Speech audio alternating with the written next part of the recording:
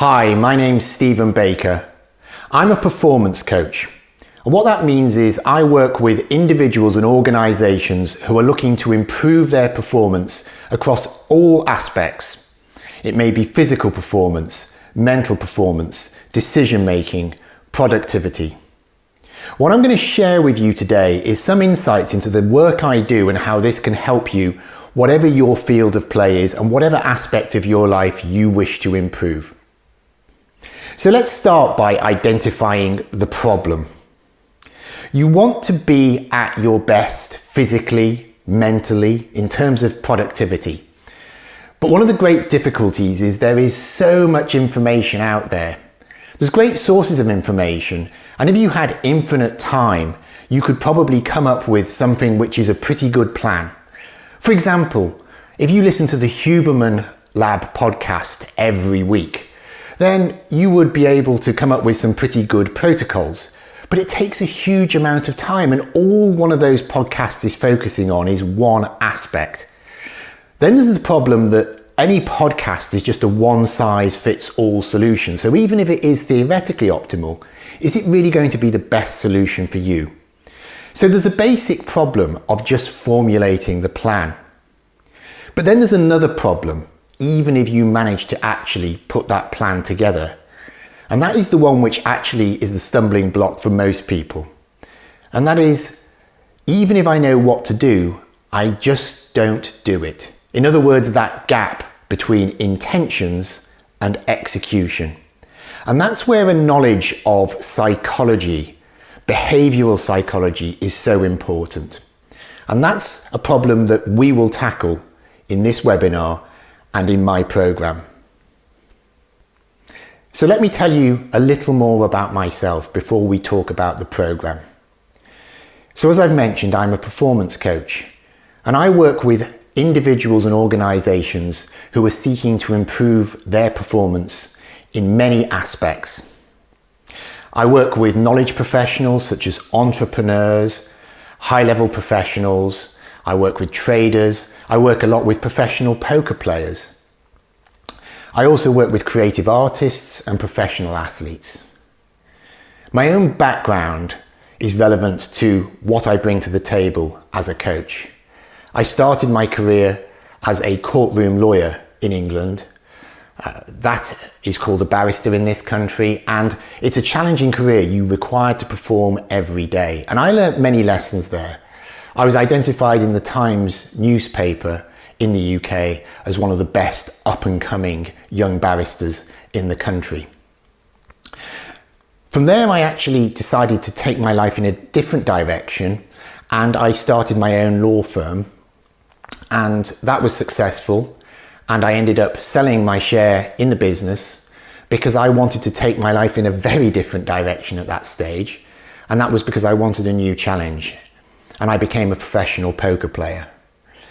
That was a very challenging career. It's often said that professional poker is a hard way to make an easy living, and I really understood that. I actually succeeded in that, and I became a coach in one of the most high-profile backing organisations in professional poker. And a backing organisation is one which provides financing to other players in order to scale profits. In other words, you financially support them and you train them to make more money. So that was successful. But what I really discovered then was that I loved coaching. It was something that was occurring to me even when I was running my own business, because I was often mentoring more junior people within the business to perform. But I really discovered that to an even greater degree within poker and decided that coaching was what I loved. As a result of my own experience and as a result of working with clients, one thing I've discovered is that we all have similar issues. One big issue is information overload, and I've already briefly touched on this, but there's a huge amount of information on there to upgrade yourself in physical, mental, and productivity terms. But it's almost too hard to know where to start. It's hard to really sift through what is the good information and what is the less good information. And even within the good information, even if you manage to discriminate effectively and put aside all of the less valuable advice, you still have a problem of prioritizing. And that also taps into the next issue, which is time.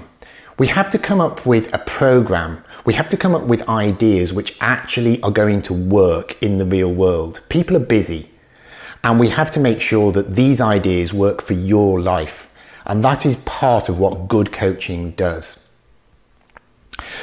Then there's the issue again, which I've touched on briefly, which is willpower. In other words, let's just say that we've managed to create a good program, and one which is actually realistic in the time terms that we've just talked about.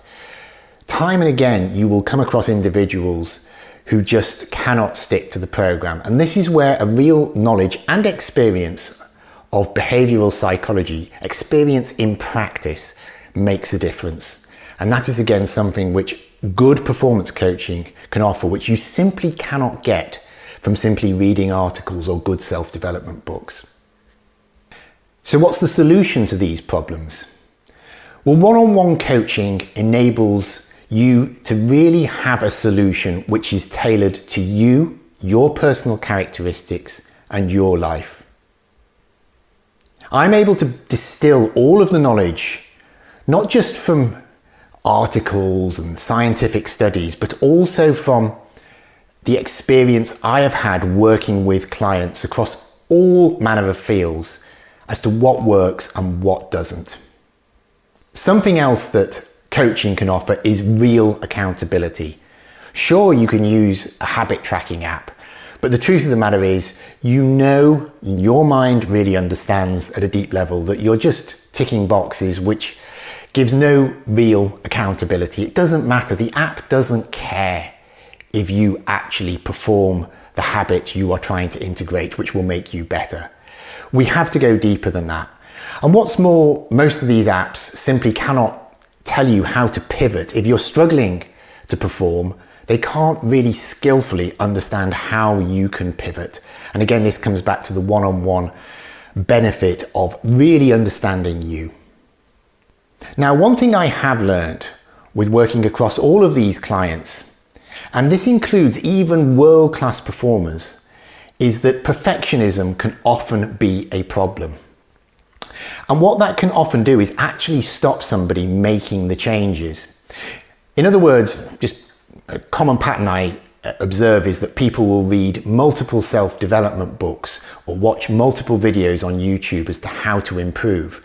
And often those sources will set out what is theoretically an optimal program. And I want to put optimal in air quotes there, because optimal is only optimal if you can actually implement it.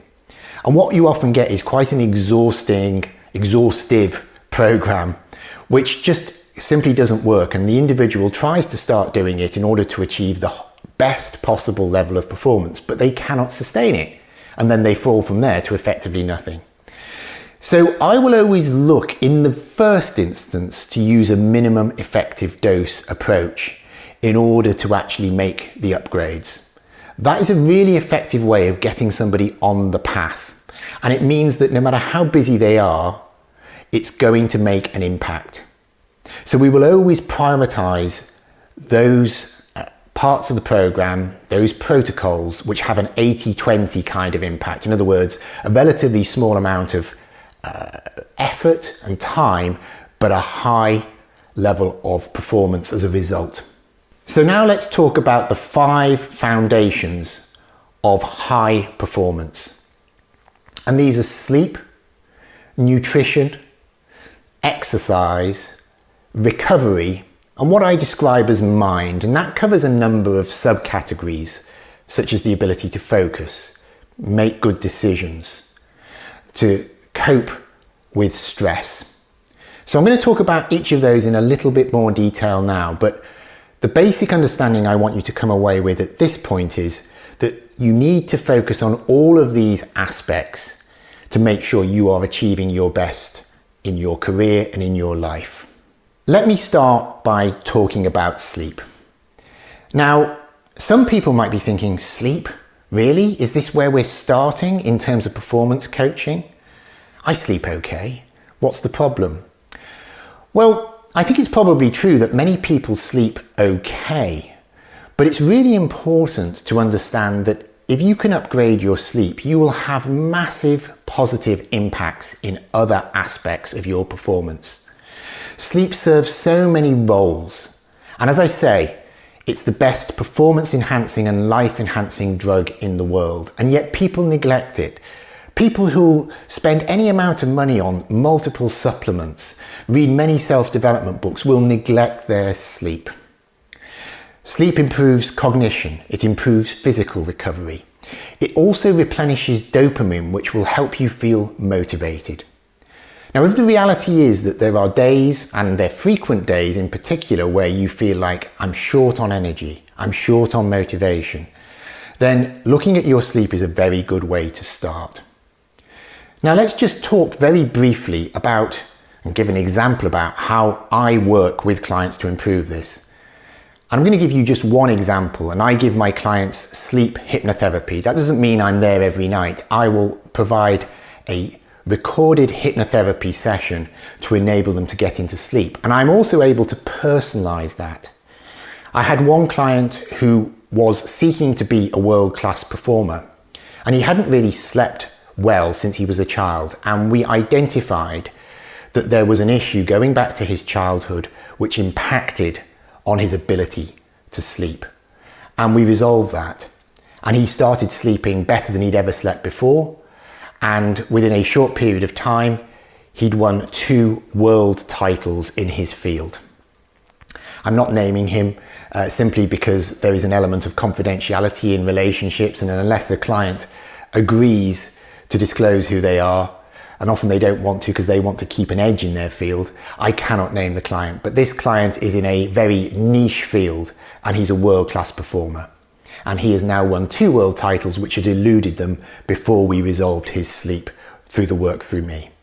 So this is just an example, and that sleep hypnotherapy track does not take long to implement. It's easy. You just lie on the bed and listen to it. This is an example of a minimum effective dose which reduces the amount of friction which you have to undergo in order to implement a major upgrade in your performance and your life. So let's talk about nutrition now.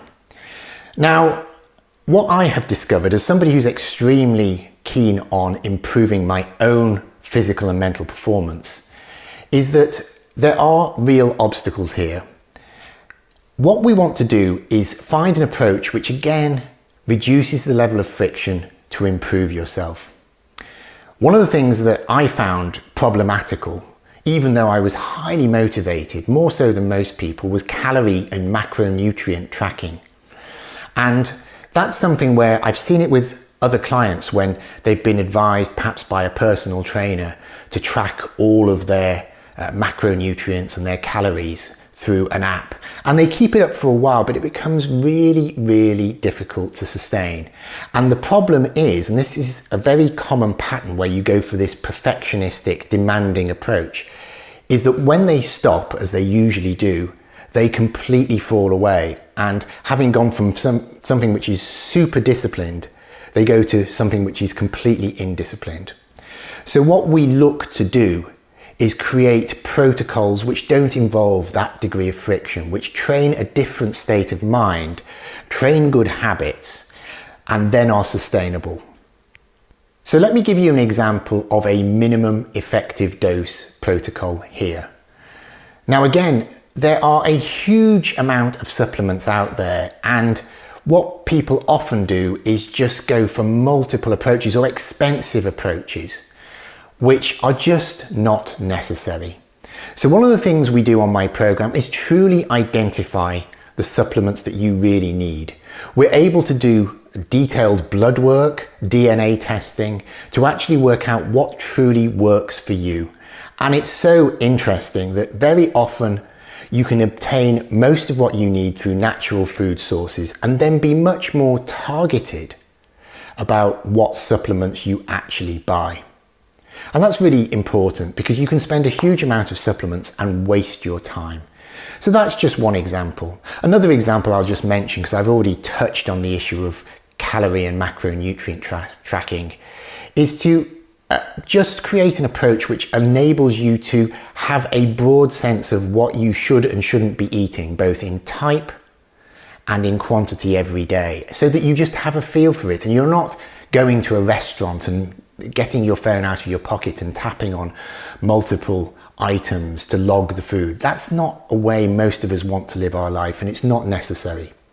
So this is just another example of how we can create patterns which are sustainable and which feel better, frankly. So let's talk about exercise now.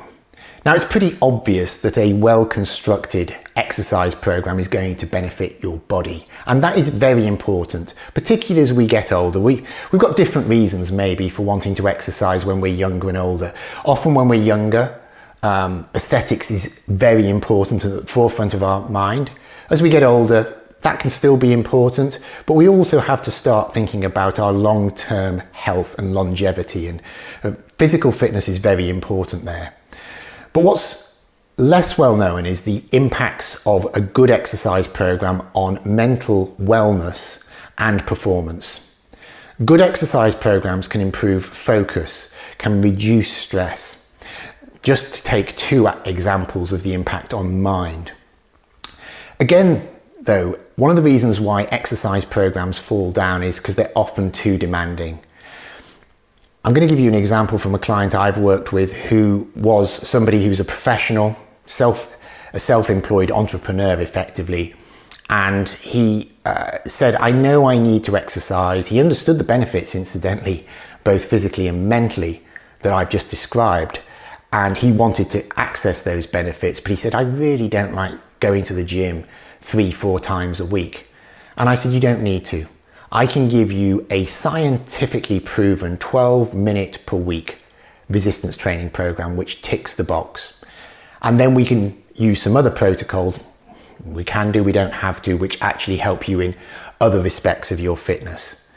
And it worked. It was sustainable in a way that more demanding exercise program never was. So this is just another example of one of the many tools and protocols I can give clients, give you, in order to tick the boxes in a realistic way, which really reduces that resistance that many of us feel to actually changing. So I'm now going to talk about recovery. Now, recovery has a very specific meaning within the field of flow psychology. And just let me briefly add something more about my own background here. I studied and qualified in flow psychology with the Flow Genome Project, who work with some of the highest performing organizations and individuals in the world to achieve flow states. Flow states are that feeling when you are in the zone and decision making is effortless, you're completely focused, you're able to access all of your abilities and use them just the way you need in the moment. So the Flow Genome Project works with organizations like the United Nations, Google. They work with Olympic athletes, creative artists, lots of high performers, US Navy SEALs, people who work in really difficult decision-making environments where they have to be their best, physically and mentally. Now, recovery has a specific meaning in the concept of flow psychology. It's part of what's known as the flow cycle. And if you don't recover well, you are not going to be able to perform at your best again. And what we know is recovery cannot simply be watching the television. That is not a good recovery strategy. What I can give you though are recovery protocols which will work and which will again allow you to still enjoy your life, still have some time. If you enjoy watching television, that's not off the agenda. But what we do need to do is make sure we get recovery which will actually enable you to come back at your best. Because one of the things that happens in recovery is we replenish vital neurochemicals which occur in flow states. Dopamine, norepinephrine. And you have to use certain protocols to do that. Now, I've already touched on sleep. Sleep is absolutely huge and it's probably the biggest recovery strategy, but there's more to it than that. And I'm going to give you another example of a minimum effective dose protocol which we can use when you are on my program. So I will create personalized MP3 recordings to put you into a relaxed brainwave state. This isn't sleep, but this is something you could use very briefly during the course of the day. And you could simply have a short break, maybe 5 to 10 minutes, and that will help you recover.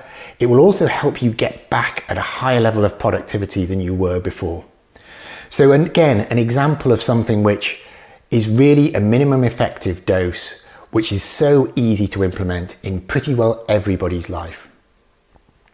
So let's turn to what I have called mind. So this covers numerous elements: focus, decision making, productivity, the ability to control stress, particularly in pressurized situations. And again, the difficulty here is that there are a huge amount of potential solutions to all of these issues, upgrades that you can make, and it can be overwhelming as to know what to do. And time is valuable. Again, I've seen this problem. People think, well, I've got to meditate for half an hour in order to be at my best, but then when it gets busy, I have to stop meditating. Again, we've got to be alive to the realities of this.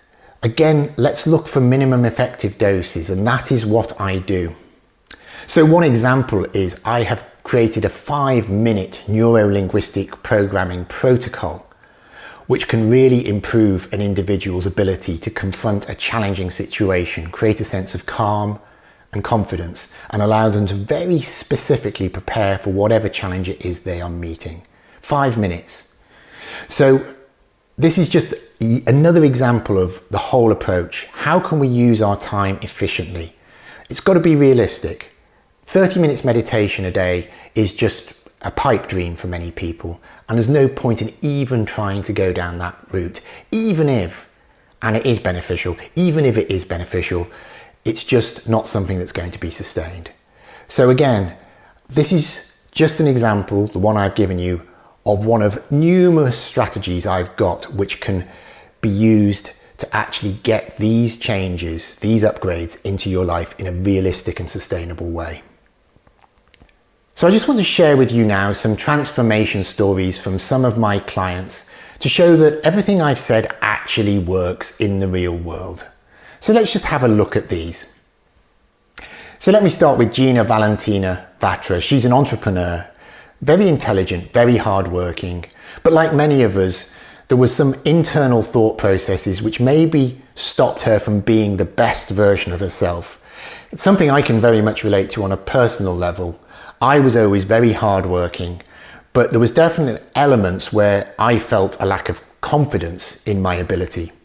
I'll give you an example from my own career. When I was a barrister, I was definitely somebody who, if I had a bad day in court, a day when I didn't feel I was at my best, it really drove my confidence down, and I suffered in terms of the way I felt, and frankly it fed into the way I performed over a number of weeks, whereas a good performance didn't have the converse effect.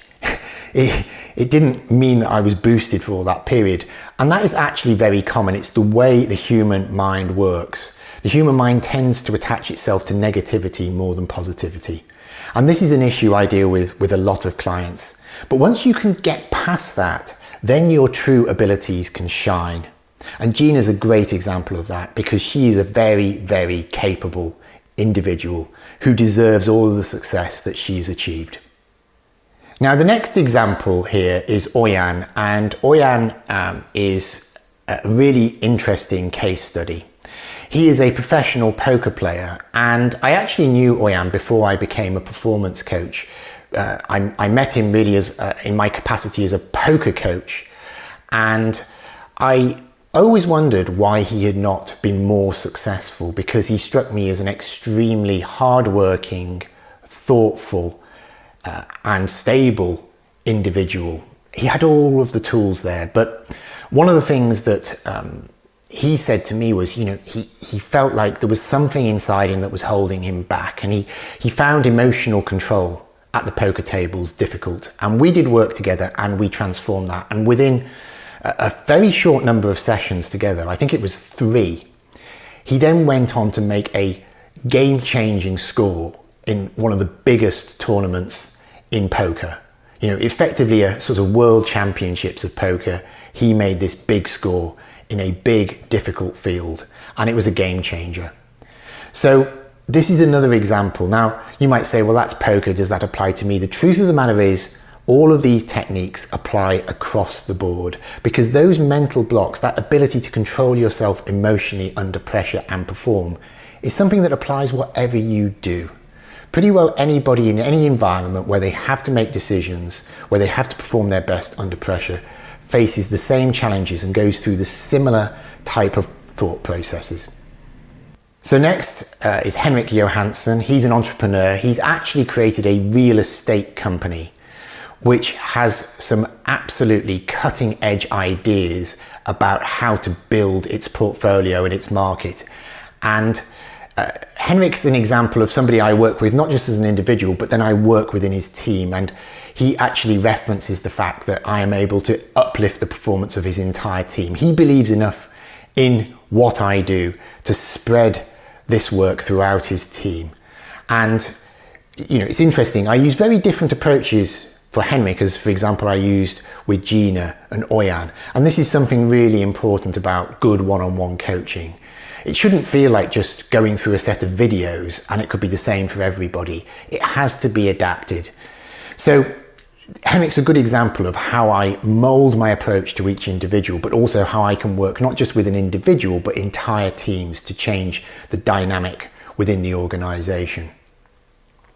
So the final testimonial here is from Stoyan Obreshkov, and it's another poker player, but I wanted to include this one because it covers some of the other aspects that I deal with in my work to help improve your performance and make everything else we do work and stick. Now, Stoyan is one of the most well-known and highest performing professional tournament poker players in the world. He's extremely diligent. Incidentally, anybody who doesn't understand and maybe thinks professional poker is guys with a beer in a hand or a whiskey in a hand and they just turn up and they're kind of not extremely high performing individuals is making a big mistake. Most of these people, in fact pretty well everybody who's succeeding at the top in this profession, are the most disciplined people I know in amongst knowledge professionals. They have to be. It's such a demanding environment. And Stoyan is a real example of this. A huge work ethic, a huge desire to improve. But as he says, I was able to help him with organization, time management and planning. And he gives me some very kind words about my ability to bring knowledge of personal development to him. So these are all the things that I can offer you, and these testimonials, these transformation stories just give you an example of how this kind of work has impacted on the lives of real people. So thank you for listening. All I would say is if anything you've seen today interests you, if you believe that you can upgrade your life, if you have that sense that there is more to come from me but I just can't access it, then just hit the link. You can have a free consultation with me and I'll be more than happy to give my time to help you out and set you on your way. Looking forward to hearing from you, and thanks again for listening.